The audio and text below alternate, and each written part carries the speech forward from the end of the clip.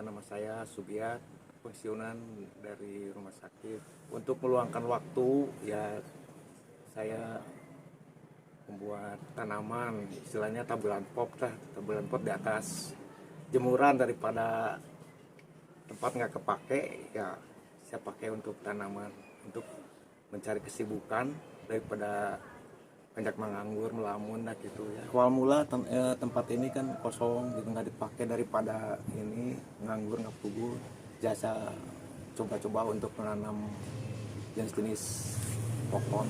Ada pohon stroberi juga, ada yang di belakang saya tuh, ada stroberi, ada bunga-bunga juga di sini, ada bunga-bungaan gini ya gitulah, walaupun nggak bagus ini.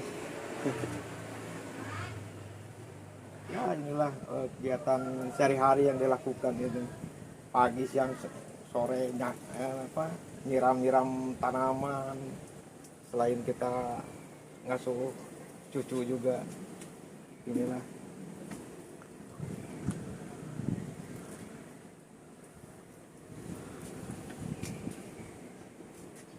Ini juga ada pohon tin itu, ada juga yang sudah berbuah, lumayan lah untuk ini cucu di sini, daripada kita beli, kita manfaatkan yang ada aja gitu kan, lumayan. Ada, selain kita juga menggunakan pupuk-pupuk kimia seperti NPK atau apa, di sini ada NPK segala macam, kita juga pakai pupuk POC, pupuk organik cair. Ini saya juga buat POC, buat PSB ini untuk disemprot-semprot supaya pohonnya pada subur, pada hijau-hijau gitu. Ada juga pupuk ekoenzim juga, ini dari buah-buahan. Ini sebenarnya daripada dibuang sayur-sayuran yang ada di dapur, apa bekas-bekas buah atau apa, kita bikin pupuk aja di sini. Terus kemudian ada juga pupuk yang dari air leri di sini. Kalau suka gitu ya. Ini juga saya buat jamur dari air leri. Namanya Jakaba, jamur keberuntungan abadi. Gitu. Pakai pupuk untuk pertumbuhan cukup bagus juga. Untuk Jakaba itu kan si Abah Junaidi yang menemukannya di daerah Jawa Timur gitu ya. Itu kan pupuk untuk pertumbuhan cukup bagus sekali itu. Kalau misalnya ada pohon stag juga, yang stag apa anggur atau segala macam, siram aja dengan Jakaba. Cukup, saya udah menggunakannya cukup berhasil lah. Iya, Jakaba juga bisa membantu kita misalnya untuk apa namanya, supaya tidak timbul jamur di akar itu, terutama kan jamur yang merusak itu jamur putih, itu jamur fusarium. Dengan disiram Jakaba itu alhamdulillah, jadi pohon-pohon atau ini tidak kena lagi karena oleh jamur fusarium itu. Awal mula ya saya juga kan selain nanam sayur-sayuran, juga sekarang kita tambah juga dengan buah-buahan seperti buah tin, buah naga, buah jambu, jambu kristal apa, anggur juga ada, kemudian ada lengkeng, jeruk, dengan belimbing segala macam. Dengan lahan yang ya begitu sempit, kita manfaatkan aja ya, kita apa namanya, walaupun sambil berdesakan, tapi alhamdulillah semuanya juga dapat berbuah gitu.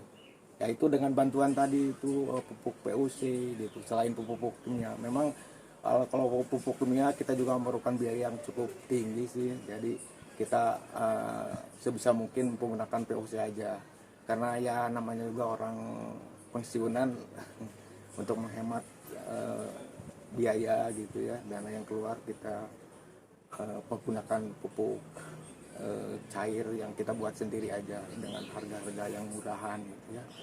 Tapi alhamdulillah semua pohon-pohonan juga subur dan dapat menghasilkan buah gitu. Ini usia setahun ini lumayan udah menghasilkan ini, udah menghasilkan buah ini. Seperti ini tuh. Lumayan lah. Buah-buahnya cantik-cantik. Nah ini. Ini juga tuh kan gitu. Cuma juga ini untuk menghindari dari lalat buah ini harus dikasih plastik kayak gini. Kalau enggak ya habis nih, nggak kemakan. Tapi lumayan itu. Tapi ini perlu juga ada penjarangan lagi supaya buahnya lebih besar dan lebih cantik gitu ya.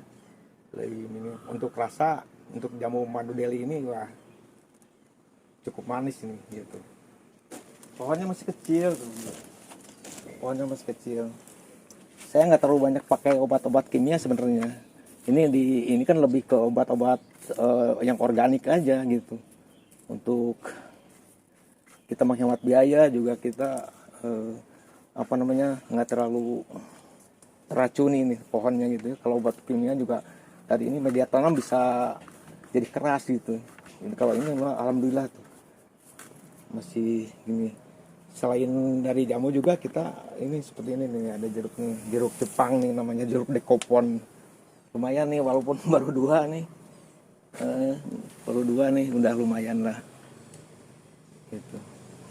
Ini juga banyak karung-karung bekas yang saya pakai, yang bekas beras ini. Hanya bekas beras saya pakai untuk media ini, untuk tempat media gitu. Cuma syaratnya ini aja nih tuh, dari media harus benar-benar poros nih. Harus poros nih, ada sekam bakar, ada sekam mentahnya. Dan selain TOC dari buah-buahan yang saya buat sendiri gitu ya, kemudian juga ada TOC dari kotoran kambing juga kotor itu air urin kelinci juga, itu cukup bagus sekali untuk pohon tuh, urin kelinci gitu. Saya pakai TOC-nya di sini. Pupuk kimianya saya kurangin gitu. Saya besarkan, saya ingin ke sana, saya lingkarkan, saya potes ya. Ini anggur jenis ini sangat mudah untuk dibuahkan, jadi saya potes pucuk aja. Saya potes pucuk, keluar bunga, kemudian jadi buah. Sekarang udah jadi beri lah, lumayan lah gitu ya. Tuh, beri-berinya lumayan, kelihatannya cantik-cantik lah ya untuk dilihat juga kan. Nah, gini nih. Cantik sekali itu ya. Walaupun masih kecil, ini baru belajar nih. Bayangin aja 7 bulan dari grafting kan, ya kita masih muda lah, tapi saya ingin tahu juga ini ya, gimana itu besarnya, terus apa rasanya juga belum pernah. Ini soalnya anggur impor ini kan susah. Dulunya kan ini anggur yang Asam itu, yang anggur istilahnya Isabella gitu. Saya ganti ke jenis Nijina nih yang lumayan genjah gitu ya. Untuk anggur memang ada sedikit beda dengan tanaman yang lain gitu ya. Memang kita nggak bisa mengandalkan POC langsung, memang full POC gitu. Ini tetap kita juga perlu pupuk kimianya, karena saya juga nggak tahu nih kalau anggur tuh karena baru juga sih. Tetap pupuk kimia perlu sekali juga, jadi saling melengkapi lah. Tapi kalau pupuk full juga nanti kan jelek nih, jadi kita dengan POC juga nih tuh, jadi supaya dia agak lebih gembur gitu kan. Dari media tanam gembur tuh enak, porositasnya cukup bagus, jadi begitu disiram langsung ngucur gitu ya. Untuk media tanamnya ini nggak terlalu susah media tanam, cuma 2 macam aja nih, dikasih sekam bakar dengan sekam mentah juga udah cukup bagus nih. Kalau untuk anggur gitu aja sebenarnya, kita nggak usah macam-macam lah gitu. Ini nggak usah difermentasi segala macam, udah kesuburannya udah lumayan lah. Ini udah lumayan.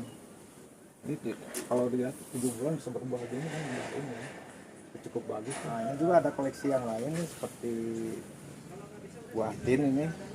Untuk jenisnya yang Green Jordan. Sok, kamu lanjut aja. nggak apa-apa ya. Green Jordan itu. Lihat, ini juga udah mau manis, udah mau matang, udah ini. Untuk rasa juga manis sekali ini gitu. Kalau untuk anak-anak suka sekali itu. Juga ada yang ikut tidur di sini nih loh, ada walu madunya ikut ke sini, tapi saya biarkan aja dulu lah gitu. Sama tidak mengganggu kan. Ada juga pohon belimbing, ini baru selesai pohon juga nih, pohon belimbing.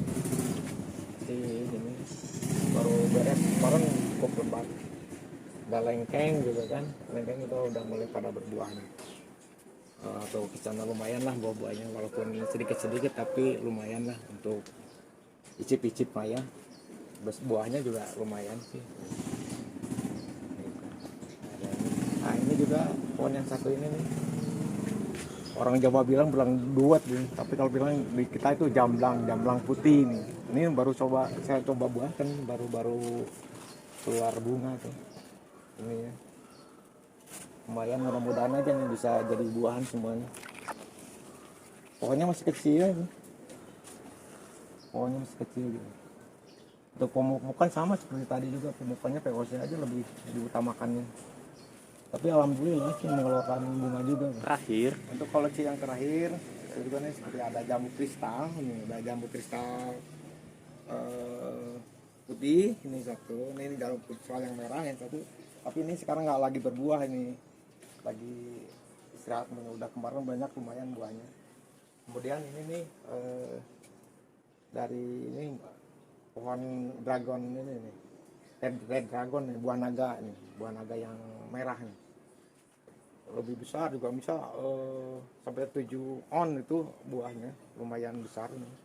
Rasanya juga manis, cukup manis, puas lah untuk makan ini, untuk makan buah naga, buatan apa nih, tanaman sendiri nih. Gitu. Kemudian ini juga ada yang terakhir juga ini itu kan nanam lengkeng nih, ini juga baru berbuah, kemarin udah sempat berbuah nih lengkeng merah itu. Lengkeng merah sekarang baru muncul lagi, baru keluar buah. Ini itu lumayan lah untuk icip-icip ya. Untuk mengendalikan lalat buah saya pakai ini. Sebenarnya sih ini jangan putih begini, ini mestinya yang warna kuning lebih banyak, karena lalat buah itu lebih senang ke warna-warna yang kuning gitu ya. Ini ya kebetulan ini sebelum bikin di kuning, dibungkus kuning gitu, tapi nggak apa-apa. Tapi kelihatannya tuh udah cukup banyak dia, dengan ada obatnya ini di dalam untuk merangsang dia supaya dia tertarik untuk masuk ke dalam ini. Jadi dia udah terjebak di sini. Ada beberapa yang dijerat sama saya di penjeratan. Ada 3 mungkin ini. Kalau nggak dijerat gini pasti lalat buah semuanya nyerang buahnya tuh. Ini buah-buah nggak akan bisa kemakan kalau misalnya kita nggak dijerat lalat buahnya itu. Gitu. Alhamdulillah nih cukup bagus ini untuk ini. Jadi pakai apa Pak namanya? Sebutin Pak. ini nih ada di sebelah di tengah kan kelihatan ada seperti kapas ini. Di atas dari manis ini ditetesin aja dengan petroginol. Ditetesin paling 1 tetes saja, 1,5 cc lah untuk netesin di situ supaya dia asal basah aja. Dengan basah nanti baunya nyebar, nanti si lalatnya masuk gitu. Ikut terjerat, dia nggak akan bisa keluar lagi. Sebagai saran-sarannya untuk para pemirsa semua yang punya lahan kosong seperti misalnya bekas jemuran apa gitu, saya juga ini bekas-bekas ya apa, bukan bekas istilah lahan yang terbengkalai lah gitu ya, daripada dibiarkan percuma, ini saya dibuatkan itulah, dipakai tanam-tanaman ini, dari mulai sayuran, bunga-bungaan juga ada, kemudian buah-buahan gitu kan, itu sangat bermanfaat gitu ya. Misalnya kalau kita ingin melanjutkan lagi misalnya untuk ke arena bisnis juga bisa, misalnya seperti ini saya bikin apa buat bibit-bibit anggur apa segala macam juga kan bisa lah ya gitu. Jadi janganlah kita berhenti, apalagi kita, terutama saya sebagai pensiunan lah gitu kan, daripada menganggur atau enggak ini tubuh, carilah kegiatan yang lain, carilah kesibukan, maksudnya begitu. Dengan kesibukan alhamdulillah ya, supaya kita juga segar sehat gitu kan gitu. Jadi kita tidak diam-diam aja di rumah gitu kan, apalagi sekarang lagi musim pandemi ini, jadi kita harus di rumah aja supaya kita juga nggak kesal di rumah gitu kan. Segala macam ya kita belajar, selain hobi gitu kan menanam, ya kita juga ingin tahulah gimana susah payahnya jadi seorang petani gitu kan. Jadi kita juga bisa menghargai lah gimana gitu kan jadi payah petani gitu. Ya begitu aja buat saudara-saudara sekalian, mudah-mudahan menjadi inspirasi semuanya ini. Saya sendiri nggak nyangka sih, lahan sekecil ini, lahan sebesar ini bisa dimanfaatkan dengan sebaik-baiknya, menghasilkan tanaman buah sayuran yang luar biasa, bisa untuk minimal konsumsi pribadi, minimal itu konsumsi sendiri, nggak usah untuk skala jual dulu, kecuali kalian punya lahan luas, itu bisa untuk menjadi nilai ekonomis tersendiri. Nah, saya itu senang sekali untuk lihat-lihat tanaman-tanaman yang ditanam di sini oleh Pak Sugiat khususnya. Luar biasa. Ini dari mulai anggur, kemudian ada stroberi, ada jambu, ada lengkeng, kemudian ada belimbing, dan ada tanaman buah naga, serta ada tanaman labu ya, labu madu. Luar biasa itu. Dengan usia yang dibilang itu udah nggak muda ya Pak Sugiat, tapi luar biasa semangatnya. Dan kalian yang mau mencontoh seperti ini, kebun seperti ini, itu bisa. Yang penting itu siapin aja media tanam, siapin tanaman-tanamannya. Pokoknya semangat terus untuk menanam. Dan kalau yang suka video ini boleh like, nggak suka boleh dislike, subscribe sakarepmu, subscribe sakumaha maneh. Nu penting mah kalian nanam ya. Manfaatkan lahan dengan semaksimal mungkin. Jangan biarkan lahan itu menjadi lahan sia-sia, lahan kosong, karena ini bisa jadi nilai ekonomi sendiri. Kalian bisa cangkok, jual cangkokan, kalian bisa jual hasil sayurnya atau hasil buahnya ya. Bisa icip-icip untuk keluarga, minimal bisa untuk diri sendiri dulu, untuk keluarga dan teman-teman terdekat. Oke, saya Tova, semoga bermanfaat. Assalamualaikum warahmatullahi wabarakatuh.